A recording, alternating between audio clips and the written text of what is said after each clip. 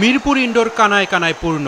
দেশের জাতীয় খেলা কাবাডির প্রতি মানুষের আবেগ ভালোবাসা কতটা তা দর্শক সমাগম দেখেই বোঝা যায়। বঙ্গবন্ধু কাপ আন্তর্জাতিক কাবাডি টুর্নামেন্টের পর্দা উঠেছে। লাল সবুজ জার্সিধারীদের সমর্থন জানাতেই দেশের বিভিন্ন অঞ্চল থেকে ছুটে এসেছে সবাই। বঙ্গবন্ধু কাপ আন্তর্জাতিক টুর্নামেন্টের হ্যাটট্রিক চ্যাম্পিয়ন বাংলাদেশ।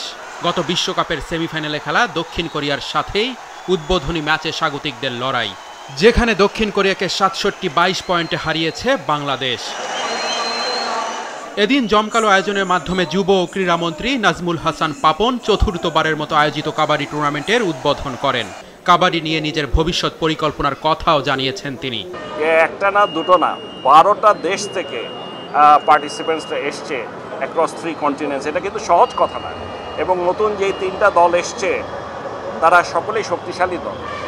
আমার দৃঢ় বিশ্বাস যে ওনারা যেভাবে কাবাডিটাকে চালাচ্ছেন, মন্ত্রণালয়ের পক্ষ থেকে আমি বলতে পারি, আমার ব্যক্তিগতভাবে আমি বলতে পারি, আমরা অত্যন্ত খুশি এবং আনন্দিত।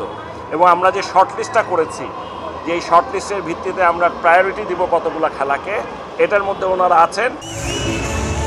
এবারের আসরে অংশ নিয়েছে 12টি দেশ। শুরুর আগে নিজেদের সংস্কৃতি সবার সামনে তুলে ধরে দেশগুলো। হারিয়ে যেতে বসা বাংলার ঐতিহ্য পুতুল নাচের মনোমুগ্ধকর শো দেখান স্কুল পড়ুয়া একদল শিক্ষার্থী।